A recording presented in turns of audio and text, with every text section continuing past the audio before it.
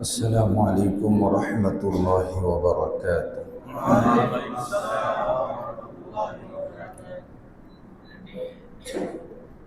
الحمد لله.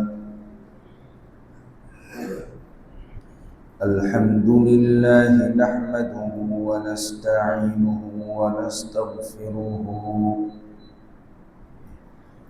ونؤمن به ونتوكل عليه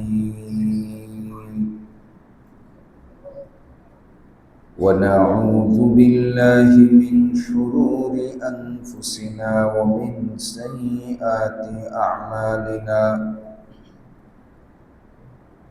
من يهده الله فلا مضل له ومن يضلله فلا هادي له.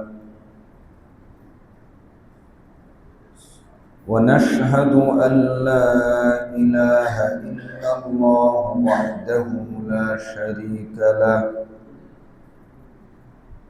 ونشهد أن سيدنا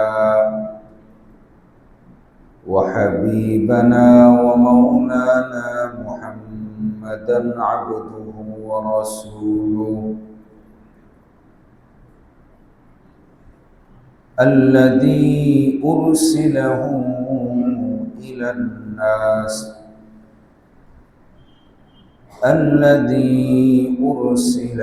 الناس كافة بشيرا ونذيرا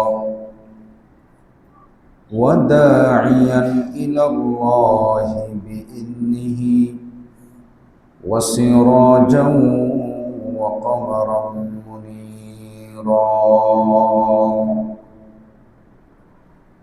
أما بعد فقد قال الله تعالى في كلامه المجيد: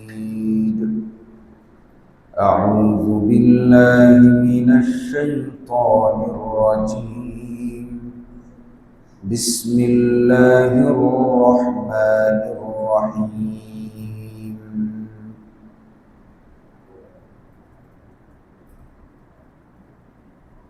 ولقد أريناه آياتنا كلها فكذب وأبى. قال أجئتنا لتخرجنا من أرضنا بسحرك يا موسى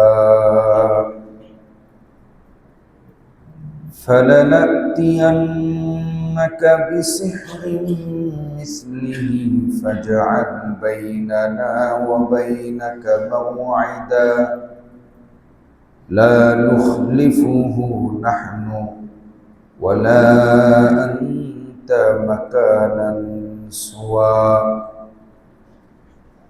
قال موعدكم يوم الزينة وأن يحشر الناس ضحى.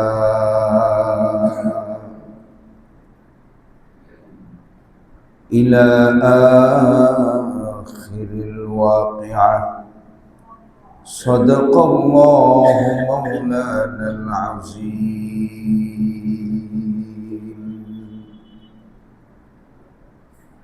سبحانك لا علم لنا إلا ما علمتنا إنك أنت العليم الحكيم.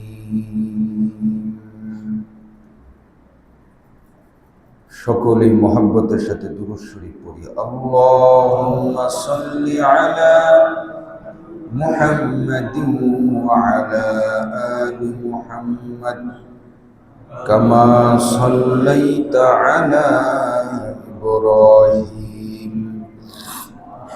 ওয়া আলা আলি ইব্রাহিম ইন্নাকা হামিদুম মাজিদ। اللهم بارك على محمد وعلى آل محمد كما باركت على إبراهيم وعلى آل إبراهيم إنك حميد مجيد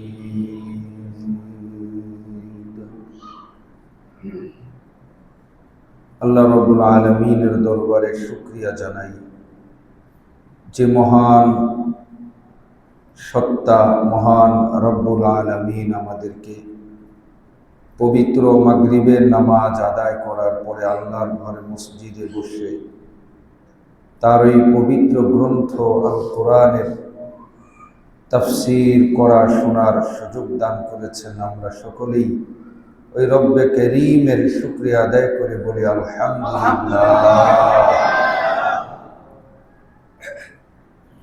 দুনিয়াতে যা কিছু ঘটে, যা কিছু বিদ্যমানে আসে, সব কিছু কার ইশারায়? একমাত্র মহান রব্বুল আলামিনের নির্দেশেই সব কিছু হয়ে থাকে। একটা গাছের পাতাও নড়তে পারে না ওই রব্বুল আলামিনের নির্দেশ ছাড়া। সূর্য ডুবে সূর্য উদিত হয়, চন্দ্র আসে, আবার চন্দ্র বিলুপ্ত হয়ে যায়। আমরা মনে করি প্রতিদিনই এমন হবে, সূর্য উঠবে আবার সূর্য ডুবে যাবে, চন্দ্র আলোকিত হবে আবার চন্দ্র নিষ্প্রভ হয়ে যাবে, সূর্যের আলোতে বিলীন হয়ে যাবে। বন্যা বর্ষা আসবে, আবার পানি শুকিয়ে যাবে, কখনো বৃষ্টি হবে, কখনো আবার খরা দেখা দিবে। একটা মানুষের জীবনে সুখ আসবে, দুঃখ আসবে, অসুস্থ হবে, সুস্থতা আসবে। অনেকেই ভাবি যে এটা একটা প্রাকৃতিক পরিবর্তন, যে এটা দুনিয়ার স্বভাব, দুনিয়ার কালচার, দুনিয়াতে এরকমই হবে। কিন্তু আমরা যারা মুসলমান তারা বিশ্বাস করি যে এই সব পরিবর্তনের পিছনে যার ইশারা রয়েছে তিনি কে? আল্লাহ। এই সব কিছু ঘুরান, সব কিছু পরিচালনা করেন একমাত্র আল্লাহ। যার ফলেই চ্যালেঞ্জ, এই পৃথিবী একদিন শেষ হয়ে যাবে। যেদিন পৃথিবীর ইতিবৃত্তান্ত ইতি টানবে, পৃথিবীর সময়, পৃথিবীর বয়স যেদিন শেষ হয়ে যাবে, পৃথিবী বিলীন হওয়ার সময় যেদিন চলে আসবে, সেদিন সূর্য আর পূর্ব দিগন্তে উঠবে না। সেদিন আর দিন হবে না। সেদিন এইভাবে স্বাভাবিকভাবে পৃথিবীর সব কিছু চলবে না, পরিচালনা হবে না। একদিন আসবে। অতএব এটা তেমনই যেমন মানুষের জীবন। একজন মানুষ যখন চলে যায়, রূহটা বের হয়ে যায়, ওই মানুষটা আর কোনোদিন পৃথিবীতে ফিরে আসে না, ফিরে আসে না। ফিরে আনার কোনো যন্ত্র, কোনো কেমিক্যাল, কোনো মেশিন, কোনো কিছুই আজ পর্যন্ত তৈরি হয় নাই, আর ভবিষ্যতে হবে না। আমরা যত বৈজ্ঞানিক দেখি, আবিষ্কারক তারা আবিষ্কার করছে, প্রযুক্তি টেকনোলজি দিন দিন আপডেটের দিকে যাচ্ছে, ঠিক না? দিন দিন আপডেটের দিকে যাচ্ছে। এক সময় মোবাইলে কথা বলা, এক দেশের মানুষ আর এক দেশে অবস্থানরত কারোর সাথে কথা বলবে, সেটা অসম্ভব মনে হতো, কল্পনা হতো।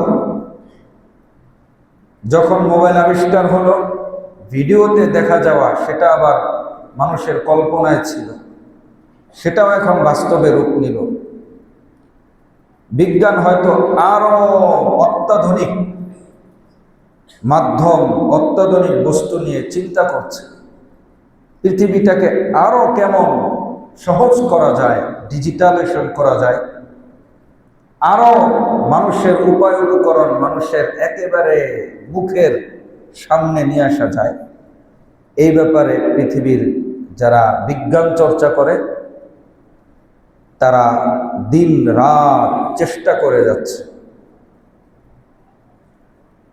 চিন্তা আছে, কল্পনা আছে, কিন্তু একটা জিনিস তারা কখনো প্ল্যানিংয়ে নেয়নি, কল্পনাও নেয়নি।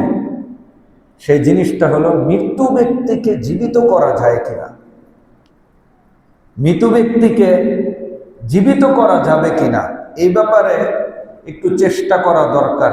এমন ভাবনা কোনো বৈজ্ঞানিক ভাবে? হ্যাঁ, ভাবে না। কারণ তারাও জানে এটা অসম্ভব। এটা নিয়ে যদি দিন রাত কেন হাজার হাজার বছরও যদি তারা খাটে, চেষ্টা করে, এই কেমিক্যাল আবিষ্কার করতে পারবে না। জন্য এই জায়গায় তারা নিশ্চুপ, নীরব, হাত গুটিয়ে নিয়েছে। সব কিছু আবিষ্কার করতে পারলেও এটা আমরা পারবো না। কেন পারবেন না? কেন পারবেন না? যদি এটা প্রাকৃতিক দুনিয়ার ঘূর্ণায়ন, দুনিয়ার পরিবর্তন, এটা যদি প্রাকৃতিকই হয়ে থাকে, দুনিয়ার স্বভাব নেচার হয়ে থাকে, তাহলে এই জিনিসটা কেন পারবেন না? এই জিনিসটা পারতে সাহস, হিম্মত, বল কেন হচ্ছে না? হবে না, কারণ এটা চিরসত্য। এটা চিরসত্য যে মৃত্যুর পরবর্তীতে একজন মৃত্যুবরণ করা একটা লাশকে জীবিত করার ক্ষমতা কোনো মাখলুকের নাই, কোনো মাখলুকের নাই। তাহলে কোরআন চ্যালেঞ্জ দেয়। কোরআন কি চ্যালেঞ্জ দেয়? যে মৃত্যুর পরে মানুষকে জীবিত করা হবে। আর সেই জীবিত করবেন কে? যিনি মানুষকে প্রথমে সৃষ্টি করেছেন তিনি। যিনি মানুষকে প্রথমে সৃষ্টি করেছেন তিনি। উত্তর সহজ। তিনি পারবেন কিভাবে? উত্তর, তিনি প্রথমবার যেভাবে পেরেছেন দ্বিতীয়বার সেভাবে না, বরং আরো সহজভাবে। কারণ প্রথমবার আপনি আমাকে যখন আল্লাহ তাআলা বানিয়েছেন, আল্লাহর সামনে কোনো মডেল ছিল না। ছিল? কোনো মডেল ছিল না, কোনো মডেল ছিল না। মোবাইল যারা ঠিক করে, মেকার, ইঞ্জিনিয়ার বা মোবাইল মেকানিজমে যারা পারদর্শী, তারা আবার ভিডিও দেখে আর একটা মোবাইল কিভাবে ঠিক করেছে, ওটার ভিতরে পার্টস, এটা কোনটা কোন জায়গায় আছে, তো দেখে, নমুনা দেখে, এরপরে এটাকে আবার ফিটিং করে। বুঝতে পেরেছেন? ছোট পোলাপান, এদের সামনে একটা গাড়ি, খেলনার গাড়ি কিনে দিলে এরা এই গাড়িটা 1-2 দিন চালাবে, এরপরে মেকানিজম শুরু করে কি করে না? এটারে খুলবে, নাট বল্টু সব আলাদা আলাদা করে, এরপর আবার ফিটিং করার চেষ্টা করে, দেখা যায় পারে না। যারা একটু বুদ্ধিমান, চালাক, চতুর, এরা আবার অবিকল ওটার মধ্যে আর একটা গাড়ি নিয়ে আসে, ওইটা আবার দেখে কোনটা কোন জায়গায় লাগানো আছে। এইভাবে চতুর হয়। একটা মানুষ, ছোট্ট বাচ্চা যদি তার জানাশোনা ছাড়া, অভিজ্ঞতা ছাড়া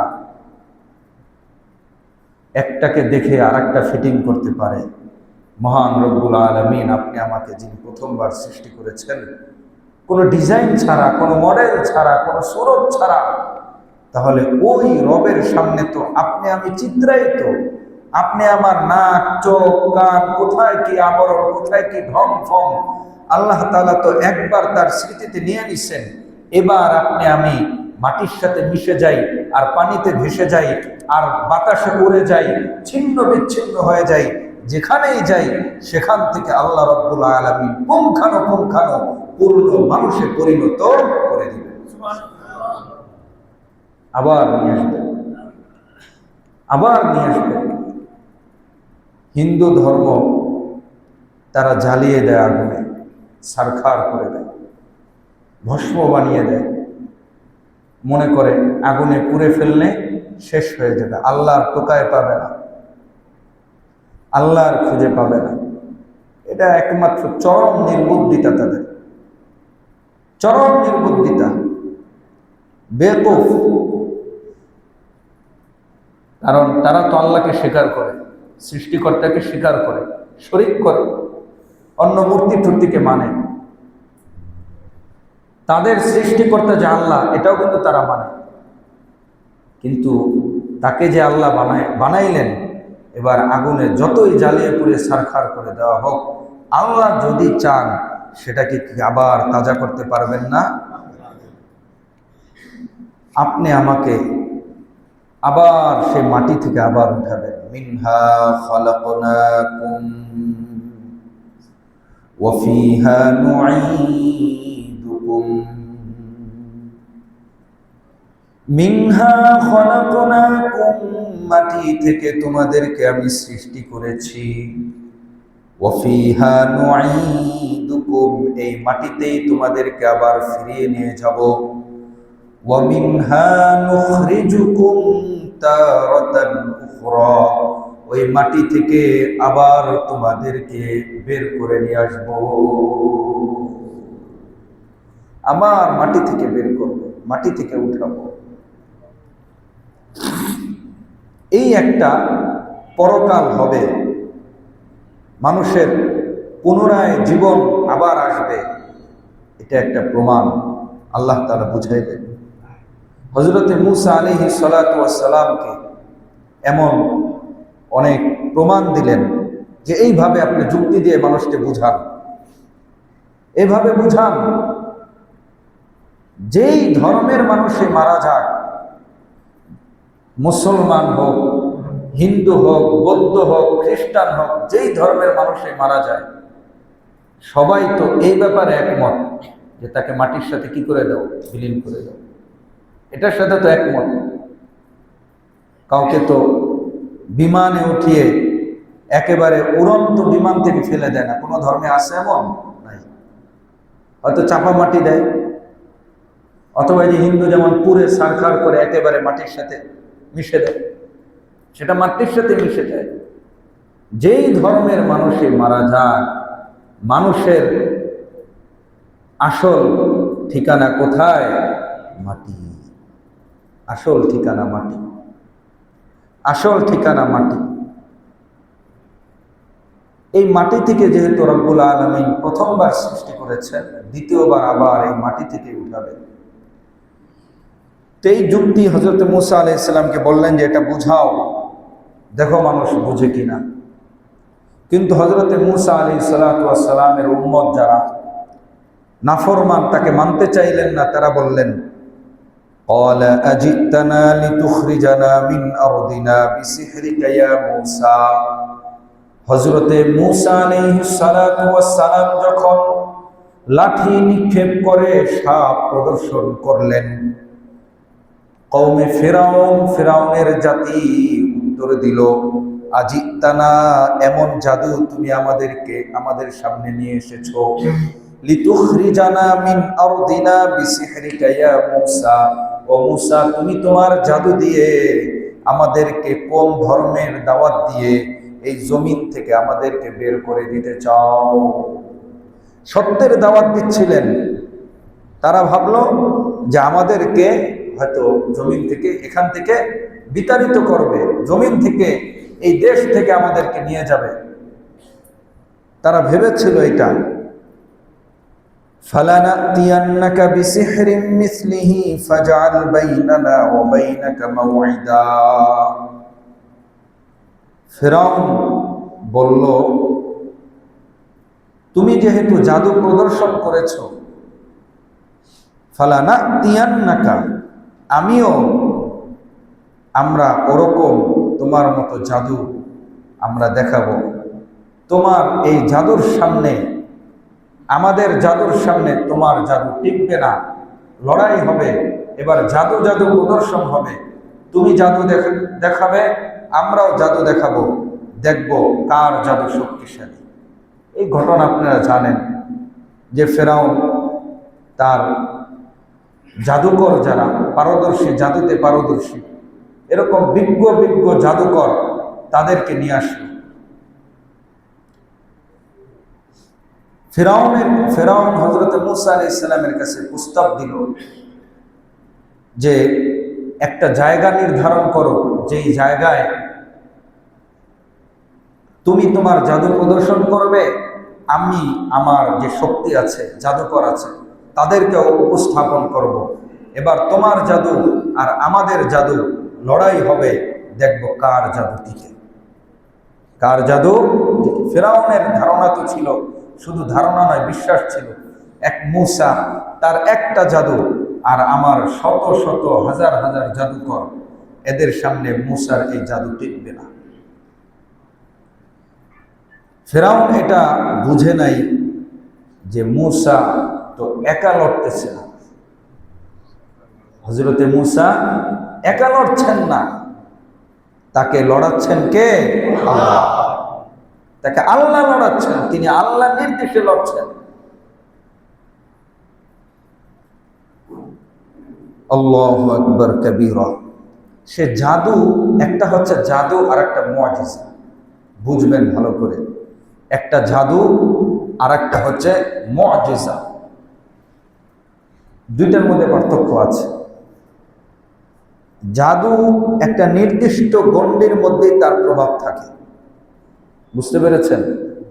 জাদু, এই জাদুটা মানে কি? ভেলকি, চোখের ভেলকি।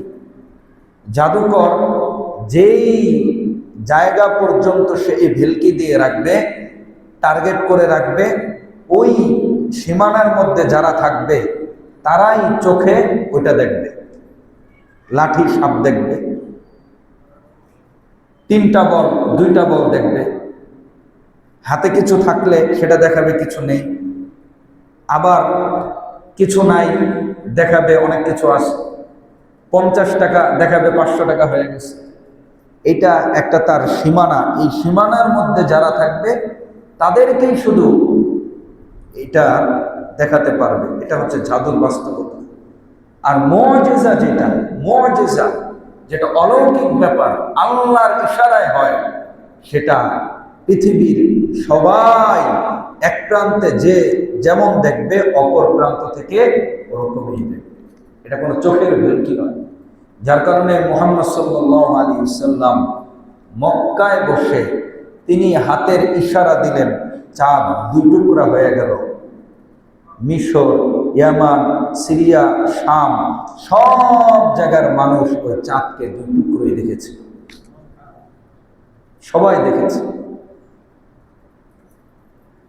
তো কাফেররা কি বলেছিল? মুহাম্মদ, তুমি জাদু করেছো আমাদেরকে, আমাদের চোখের মধ্যে ভেলকি দিয়েছ, যার কারণে আমরা চাঁদটাকে 2 টুকরা দেখতেছি। আসলে চাঁদ একটাই, কিন্তু তারা বুঝে নাই ভেলকি তো একটা নির্দিষ্ট সীমানার মধ্যে হয়। মুহাম্মদ হয়তো তোমাদের উপর জাদু করেছে, তোমাদের উপর হয়তো প্রভাব ফেলতে পারে, কিন্তু সেই শামের ব্যবসায়ীরা, শামের অধিবাসীরা, সিরিয়ার অধিবাসীরা কেন চাঁদকে 2 টুকরা দেখছে? এটা পরবর্তীতে আলোচনা হয়েছে যে না, আমরা সবাই চাঁদকে 2 টুকরা দেখেছি। আসলে মুআজিজা আর জাদু, এই দুইটার মধ্যে পার্থক্য। দ্বিতীয় পার্থক্য হচ্ছে জাদুর কার্যকারিতা থাকে লিমিটেড, ক্ষণিকের জন্য, সীমিত টাইম। জাদুর কার্যকারিতা একেবারে সাময়িক সময়ের জন্য থাকবে। আর যেটা মুআজিজা আল্লাহ প্রদত্ত, সেটা আল্লাহ যতদিন চাইবেন ততদিন। এই জাদু আর মুআজিজার মধ্যে পার্থক্য। তো ফেরাউন প্রদর্শন করবে জাদু, আর মূসা আলাইহিস সালামের লাঠি সাপ হয়ে গিয়েছিল, সেটা জাদু না মুআজিজা? মুআজিজা। কিন্তু ফেরাউন মনে করেছিল সেটা জাদু। তো বলল, মূসা, আমরা একটা জায়গায় মিলিত হব, তুমিও আসবে, আমিও আমার জাদুকরদেরকে ডাকবো, সেখানে জাদু জাদু প্রদর্শন হবে, সেখানে লড়াই হবে, যে জিতবে সেই হবে। এই তারা সত্যের মাপকাঠি, মানদণ্ড মানল। قال موعدكم يوم الزينة وأن يحشر الناس ضحى। বললো একদিন উৎসবের দিন, আনন্দের দিন, ঈদ অথবা যে কোনো একটা উৎসবের দিনে ধার্য করলো, সবাই অফ ডে থাকে, বন্ধ থাকে, ওই দিনে আমরা জড়ো হব। ঠিক আছে, কোন টাইম? বললো একেবারে দুপুরে, যখন মানুষ সাধারণত সকালে কাজে কর্মে কিছুটা ব্যস্ত থাকতে পারে। তো ইয়াউমুদ দুহা, যেটা দুপুরের টাইম বলা হয়, সব সময় ওই সময়টা সব মানুষের সজাগ থাকবে, এমন একটা সময় সবাই জমা হলো। ফাতাওয়াল্লা ফিরআউনু ফাজামা কাইদাহু সুম্মা আতা। ফিরআউন তার সব জাদুকরদেরকে উপস্থিত করলো, রাষ্ট্রের যত জাদুকর। তাফসিরের কিতাবে বিভিন্ন সংখ্যা পাওয়া যায়। কেউ কেউ বলেছেন 1400 জাদুকর, 1400 জাদুকর। আবার কেউ কেউ বলেছেন 1,00,000 জাদুকর। যাই হোক, এক এক রেওয়াতে এক একটা, অসংখ্য অগণিত জাদুকর এই ফিরআউন উপস্থিত করেছে। উপস্থিত করার পরে তারা বলল, ইয়া মূসা ইম্মা আন তুলকিয়া ওয়া ইম্মা আন নাকুনা আউওয়ালা মান আলকা। হে মূসা, আপনি আগে আপনার জাদু প্রদর্শন করবেন না আমরা আগে প্রদর্শন করব? কে আগে শুরু করবে? হযরতে মূসা আলাইহিস সালাম বললেন, ক্বালা বাল আলকুনা, তোমরা আগে প্রদর্শন করো, তোমরাই আগে দেখাও।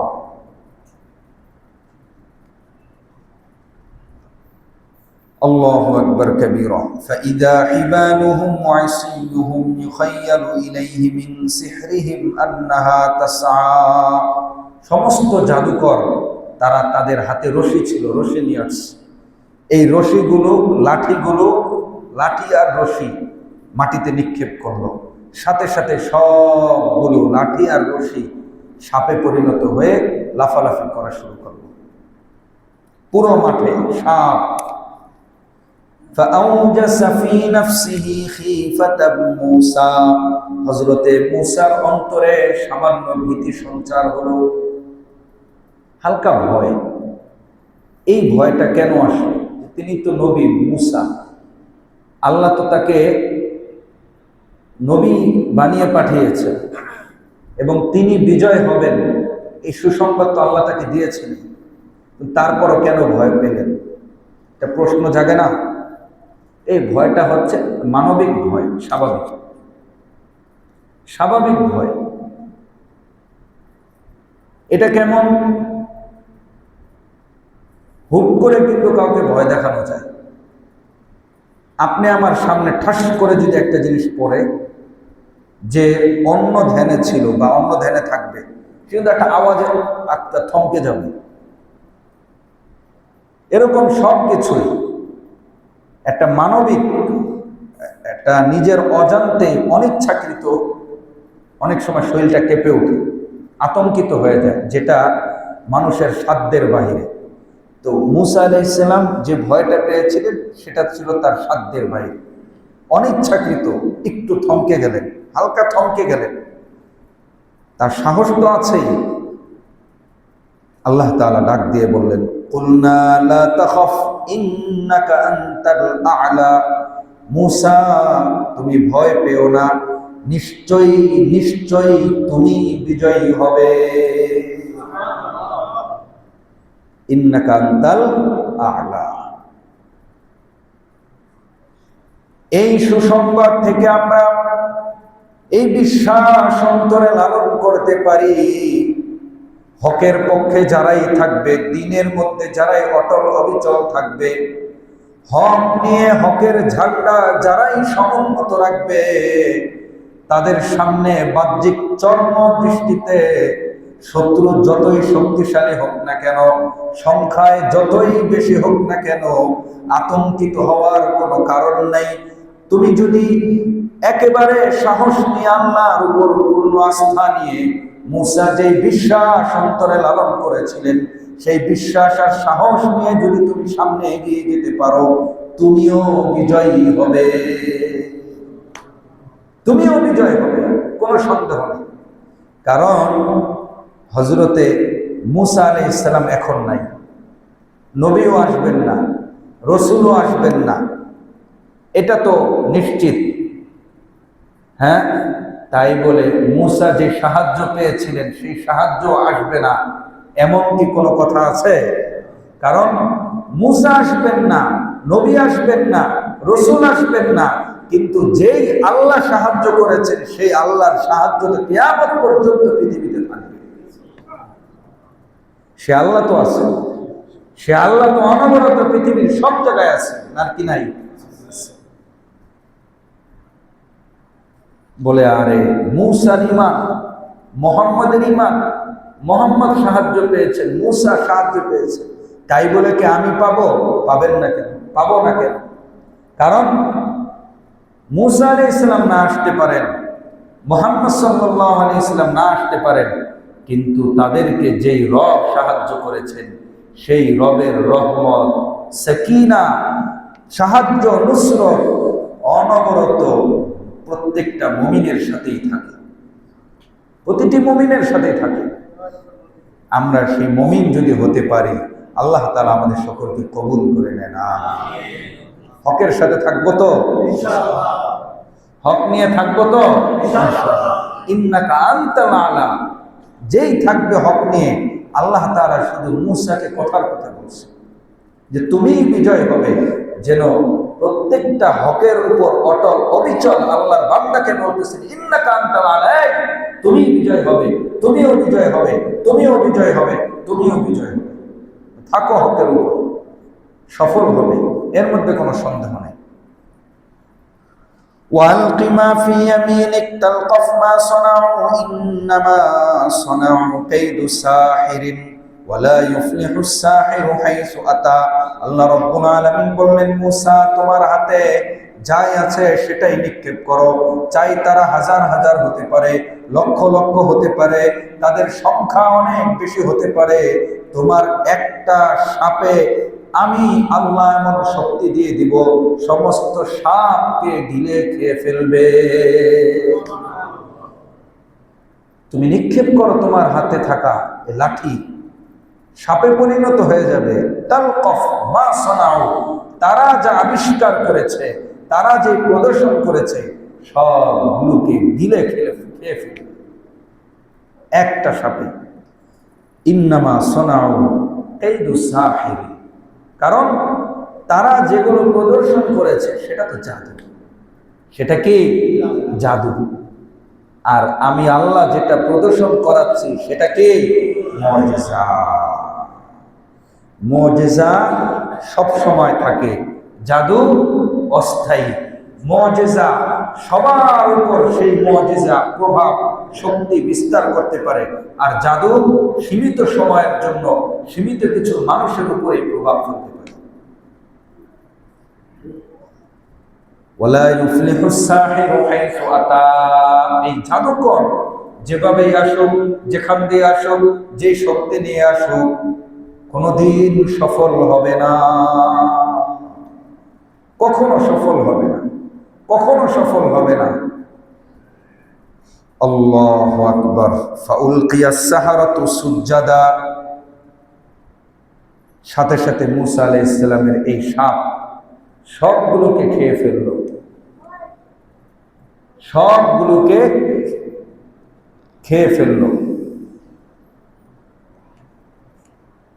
জাদুকর যারা, মূসার পক্ষে জাদুকর, এই জাদুকর অনেক সংখ্যক জাদুকরে তার আশ্চর্য হয়ে গেল, কি ব্যাপার, আমাদের এত অভিজ্ঞতা, আমরা এত শক্তি প্রদর্শন করলাম, মাত্র একটা সাপের কাছে, একটা লাঠির কাছে, একজন ব্যক্তির কাছে পরাস্ত হলাম। আসলেই এই শক্তি যেমন তেমন শক্তি না, এই শক্তি যেমন তেমন শক্তি না।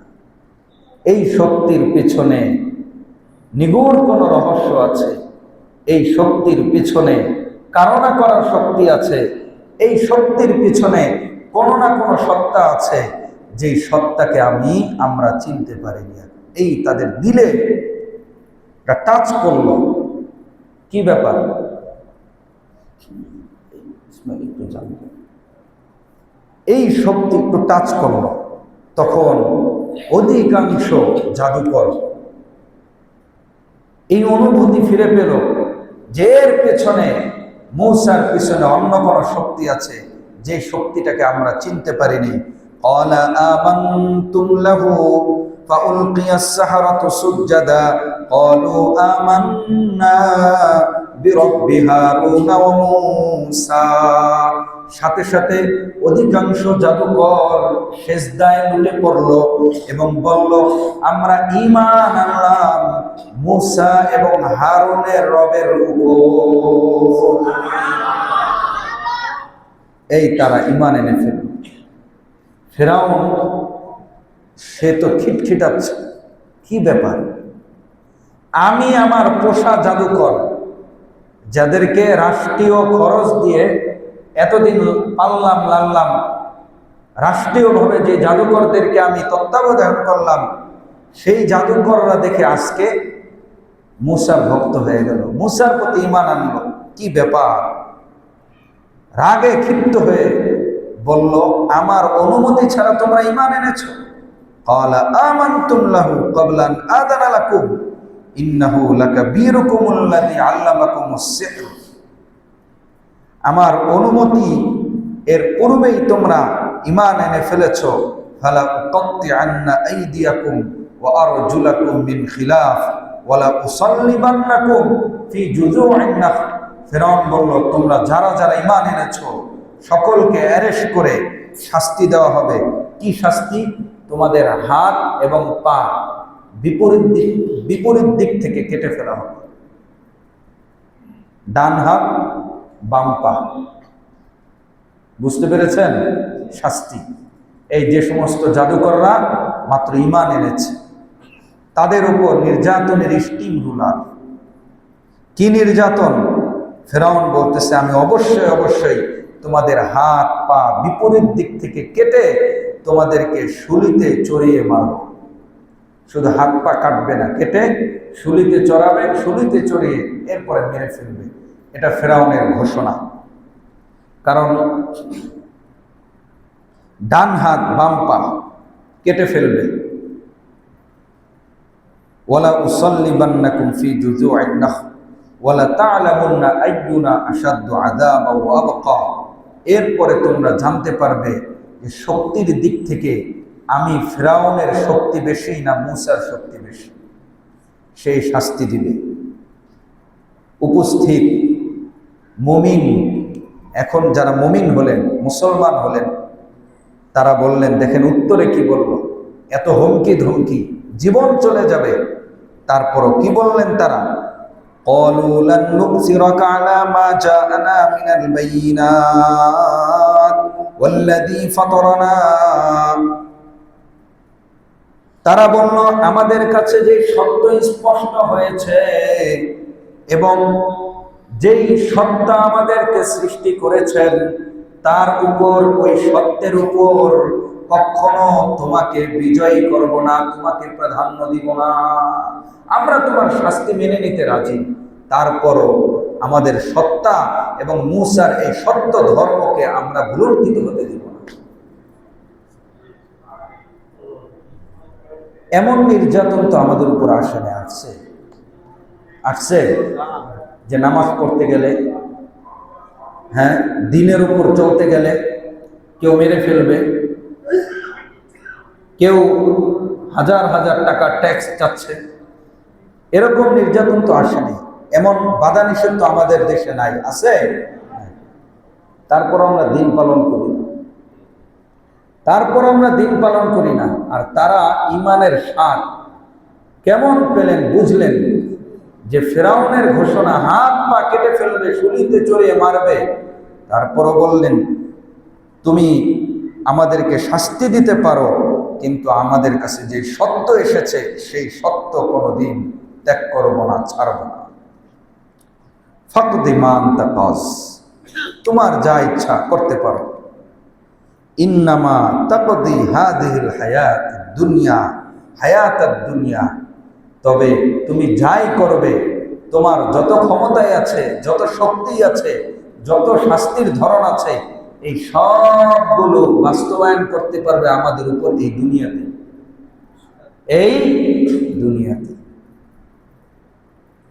এই দুনিয়াতে তুমি আমাদের উপর হাজার হাজার শাস্তি প্রয়োগ করতে পারবে, নির্যাতনের স্টিম রোলার চালাতে পারবে, আমাদেরকে জমিনের সাথে মিশিয়ে দিতে পারবে, আমাদের জান এক দিক থেকে বের হবে, আর এক দিক থেকে জান্নাতে আমরা হাসতে থাকবো। জান এক দিক দিয়ে যাবে, আর এক দিক থেকে আমরা জান্নাত পাবো। অতএব তোমার এই সামান্য হুমকিকে আমরা পরোয়া করি না। ইন্না আমান্না বিরাব্বিনা লিয়াগফিরা লানা খাতায়ানা ওয়া মা আকরাহতানা আলাইহি মিনাস সিহর ওয়াল্লাহু খায়রুন ওয়া আবকা।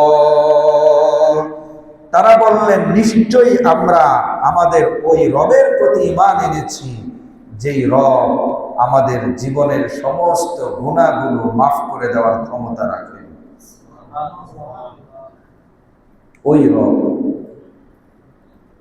রব যিনি একবার তওবা করলে পিছনের দিকে তাকান না, যিনি একবার তওবা করলে পিছনের দিকে তাকান না, এমন মালিক আসমান জমিনে একজনই আছে।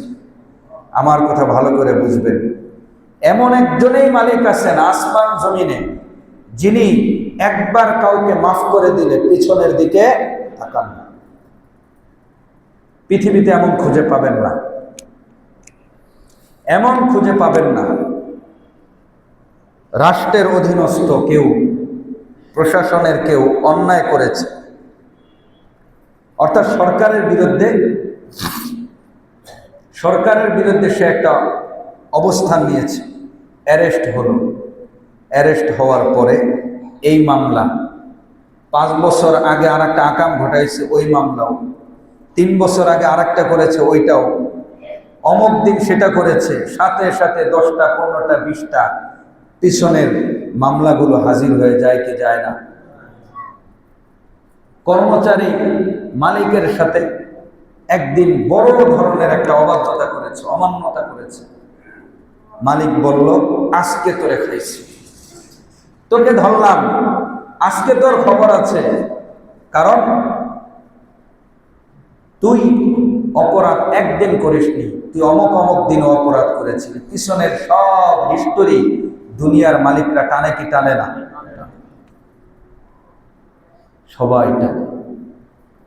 পিছনের সবগুলো আমরা স্মরণ করি, একদিন ধরলে পিছনের সবগুলো আবার স্মরণ করি, কিন্তু একজনেই মালিক, একজনেই মহান সত্তা, যিনি একবার কোনো বান্দাকে মাফ করে দিলে আর পিছনের খাতা কোনো দিন উঠাবেন না। জয় বলুন সুবহানাল্লাহ। আত্তাইবু মিনাজ যামবি কামান লা যামবা লাহু। দুনিয়ার নোংরা জীবন থেকে, গুনাহযুক্ত জীবন থেকে, অপরিচ্ছন্ন জীবন থেকে, গান্দা জীবন থেকে কোন বান্দা যদি একবার তওবা করে, তাকে এমন পবিত্র করে দেয় যেন মাত্র সে ভূমিষ্ঠ হয়েছে। সুবহানাল্লাহ। মাত্র সে জন্মগ্রহণ। এমন দয়াময় রব, যিনি বান্দার পিছনের কোনো কিছু তাকান না, অথচ তিনি সব জানেন। আর আমরা মানুষের কোনো ভুল ভ্রান্তি, অপরাধ, অন্যায় জানলে, আরে যেটা জানি সেটা তো বলি, আর যেটা না জানি ওইটাও বানায়ছে না বলার চেষ্টা করি, ওগুলোও বলি। এই জন্য এক ফার্সি কবি বলেছিলেন যে আল্লাহ তাআলা সব জানেন কিন্তু দোষ গোপন রাখেন। আল্লাহ সব জানেন কিন্তু সব গোপন রাখেন, সত্তার। আর মানুষ আমরা সব জানি না, অদৃশ্যে কি হচ্ছে না হচ্ছে সেটা জানি না। চোখের দেখায় 2-4টা কিছু মানুষের অন্যায় অপরাধ জানি, কিন্তু বলি তার চেয়েও বেশি। যদি আমরা অদৃশ্যের খবর জানতাম তাহলে মনে হয় সারাদিন মানুষের দুশ্চর্চা করতাম, কিন্তু আল্লাহ তাআলা জানেন, তারপরও বলেন না। এই মহান সত্তার দরবারে আমরা আসতে রাজি আছি তো? আল্লাহ তাআলা কবুল করে নেন, আমিন আমিন। দেখেন সর্বশেষ আয়াত আল্লাহ তাআলা বলেছেন, ইন্নাহু মাইয়াতি রাব্বাহু মুজরিমা ফাইন্না লাহু জাহান্নাম লা ইয়ামুতু ফিহা ওয়া লা ইয়াহইয়া ওয়া মান ইয়াতিহি মুমিনান ক্বাদ আমিলাস সালিহাত ফাউলাইকা লাহুম দারাজাতুল উলা। ইন্নাহু মাইয়াতি রাব্বাহু মুজরিমা, শুরুতেই বলেছি মাটির থেকে আমাদের সৃষ্টি, আবার মাটিতে ফিরে যাব, আবার আল্লাহ তাআলা বিচার করার জন্য সেই মাটি থেকে আবার উঠাবেন। আল্লাহ তাআলা বলতেছেন, যখন আমি মাটি থেকে তোমাদেরকে উঠাবো, কেউ যদি অপরাধী হয়ে অপরাধীর সিল নিজের গায়ে লাগিয়ে আল্লাহর দরবারে উপস্থিত হয়, ইন্নাহু মাইয়াতি রাব্বাহু মুজরিমা, নামাজ না পড়া অপরাধ না, গান শোনা অপরাধ না, দাড়ি কাটা অপরাধ না, হ্যাঁ, চোখের জিনা করা অপরাধ না, নারীরা পর্দার সাথে না চলা অপরাধ কি অপরাধ না, গালিগালাজ করা অপরাধ কি অপরাধ না, বাবা মার কথা না শোনা অপরাধ না? এই ধরনের যে কোনো অপরাধ নিয়ে আল্লাহ বলতেছেন, ইন্নাহু মাইয়াতি রাব্বাহু মুজরিমা, যেই বান্দা অপরাধী অবস্থায় আল্লাহর দরবারে উপস্থিত হবে, চাই সে বেনামাজি হয়ে হোক, চাই সে গান শোনা অবস্থায় হোক, চাই সে দাড়ি ক্লিন করা অবস্থায় হোক, চাই সে গালিগালাজ করে অপরাধী হয়েছে, চাই সে গান শুনে অপরাধী হয়েছে, চাই সে পরনারীর দিকে তাকিয়ে অপরাধী হয়েছে, দুনিয়ার যে কোনো গুনাহ করে অপরাধী হয়েছে, ওই অপরাধী সিল লাগিয়ে যদি রবের দরবারে আসে, ফাইন্না লাহু জাহান্নাম, তার জন্য জাহান্নাম, লা ইয়ামুতু ফিহা ওয়া লা ইয়াহইয়া, এই জাহান্নামে এমন শাস্তি দেওয়া হবে, শাস্তি ভোগ করতে করতে লা ইয়ামুতু ফিহা, মরবেও না বাঁচবেও না, শাস্তি ভোগ করতে করতে আল্লাহর কাছে বলবে, আল্লাহ মৃত্যু দিয়ে দাও, এই শাস্তির চেয়ে আমার কাছে মৃত্যুটা অনেক প্রিয়। আল্লাহ বলবে, না না, তুই মরবি না, মরলেই তো শেষ হয়ে গেল, এই জন্য শাস্তি দিব। আল্লাহর কাছে বলবে, আল্লাহ তাহলে আমাদেরকে একটু শান্তি দাও, জীবন দাও। বলবে না, আরাম শান্তিময় জীবনও তোকে দেওয়া হবে না, মৃত্যু দেওয়া হবে না, শান্তিময় জীবনও দেওয়া হবে না। শাস্তি আর শাস্তি, কেমন শাস্তি! এর চেয়ে মরে যাওয়া শ্রেয়, উত্তম মনে করবে জাহান্নামীরা। ওয়া ইয়াতিহি মুমিনান ক্বাদ আমিলাস সালিহাত, আর যে আল্লাহর কাছে আসবে ঈমান নিয়ে, ক্বাদ আমিলাস সালিহাত, নেক আমল করে, নামাজের গুণ নিয়ে, দিনদারি সুরত লেবাস পোশাকের গুণ নিয়ে, গুনাহগুলো মাফ করিয়ে, আল্লাহ ওয়ালার পরিচয় নিয়ে আল্লাহর কাছে যে উপস্থিত হবে, ফাউলাইকা লাহুমুদ দারাজাতুল উলা, তারা তো জান্নাত পাবেই পাবে, বরং জান্নাতে সর্বোচ্চ মর্যাদা তাদের লাভ হবে। জান্নাতু আদনিন তাজরি মিন তাহতিহাল আনহারু খালিদিনা ফিহা, চিরস্থায়ী বাগানে জান্নাতে ভরপুর থাকবে। তাজরি মিন তাহতিহাল আনহার, তার তলদেশ দিয়ে নহর প্রবাহিত হতে থাকবে, চিরকাল সেখানে থাকবে। ওয়াযালিকা জাযাউ মান তাযাক্কা, এই সুন্দর নিয়ামতে ভরপুর জান্নাত কাদের নসিবে হবে? যারা গুনাহগুলো মাফ করিয়ে, আত্মশুদ্ধি অর্জন করে, আল্লাহ ওয়ালার গুণ লাভ করে আল্লাহর কাছে যাবে, তারা এমন জান্নাত পাবে। এই জন্য মৃত্যুর আগে কি করতে হবে? পবিত্র হতে হবে। মৃত্যুর আগে পবিত্র হতে হবে। জাযাউ মান তাযাক্কা, জান্নাত লাভ করবে তারাই যারা পবিত্রতা অর্জন করেছে, যারা পবিত্রতা অর্জন করেছে। আপনি আমি যদি দুনিয়াতে তওবা করে পবিত্র না হতে পারি, তাহলে আল্লাহ পবিত্র করবেন। কথাটা ভালো করে বুঝবেন। জান্নাতে পবিত্র মানুষ যাবে না অপবিত্র মানুষ যাবে? পবিত্র মানুষ যাবে। জান্নাতে আল্লাহ তাআলা পবিত্র মানুষ ঢুকাবেন, পবিত্র দেহ ঢুকাবেন। এখন পবিত্র করার দায়িত্ব হয়তো আপনি আমি নিব অথবা আল্লাহ নেবেন। বুঝতে পেরেছেন? জান্নাতে যাবে কারা? পবিত্র মানুষ। এই পবিত্র করার দায়িত্ব হয়তো আমাদের, নয়তো আল্লাহ, হয়তো আমাদের নয়তো আল্লাহ। এখন আমরা যদি নিজেরা পবিত্র হই, আল্লাহর কাছে তওবা করবো, আল্লাহ আজ থেকে আর কোনো গুনাহ করবো না, আজকের থেকে আর নামাজ ছাড়বো না, আজকের থেকে একটা টাকাও হারাম ইনকাম করবো না, আজকের থেকে কোনো গান শুনবো না, আজকের থেকে কোরআন তেলাওয়াত শিখবো, আজকের থেকে নেককার আল্লাহওয়ালা হয়ে যাব, দিনদার হয়ে যাব, আজকের থেকে আমি পবিত্র হয়ে যাব। আল্লাহ তুমি আমাকে মাফ করে দাও। আল্লাহ তাআলা মাফ করার জন্য প্রস্তুত রয়েছে। আর এইটা যদি কেউ না করে, অপবিত্র অবস্থায় যদি আল্লাহর কাছে যায়, তাহলে আল্লাহ পবিত্র করবেন। আর পবিত্র করার মাধ্যম হলো আগুন। আল্লাহ যদি কাউকে পবিত্র করেন, তাহলে কি দিয়া করবেন? আগুন দিয়ে করবেন। আগুন দিয়ে পবিত্র করবেন। লোহায় যদি জং ধরে যায়, জংগুলো ছাড়াই কি দিয়ে? হাপড়। আগুনে ঢুকিয়ে কিছুক্ষণ পিটাপিটি করলে কি হয়ে যায়? লোহা চকচক করতে শুরু করে, চকচক করতে শুরু করে। গোবর যদি আগুনে পুড়ে একবারে ছাই করে দেয়, গোবর পাক না না পাক, হ্যাঁ, এটা যদি আগুনে পুড়ে একবারে ছাই হয়ে যায়, সেই ছাইটা কি? পাক। তাহলে নাপাক জিনিস পবিত্র করতে পারে একমাত্র কোন জিনিস? আগুন। আল্লাহর কাছে যদি আমরা অপবিত্র অবস্থায় যাই, আল্লাহ মুমিন, আমরা মুমিন মুসলমান হওয়ার কারণে আল্লাহ তাআলা জান্নাতে নিবেন, কিন্তু এই অপবিত্র দেহ নেবেন না, পবিত্র বানিয়ে এরপরে নিবেন।